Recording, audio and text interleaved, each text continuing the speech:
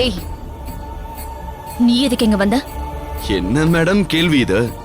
உங்களை நான் தானே இங்க அனுப்பி வச்சேன். எப்படி இருக்கீங்கன்னு பார்க்க வேண்டாமா?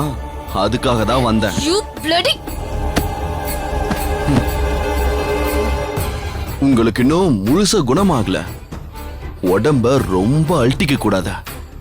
பேசாம இருக்கணும். நீ ஏதோ பிளானோட தான் இங்க வந்திருக்க. நான் டாக்டர் கூப்பிடுறேன். Doctor, doctor. டாக்டர் என்ன? மிலிட்டரியவே கூப்பிடு. என்ன ஒன்னும் பண்ண முடியாத.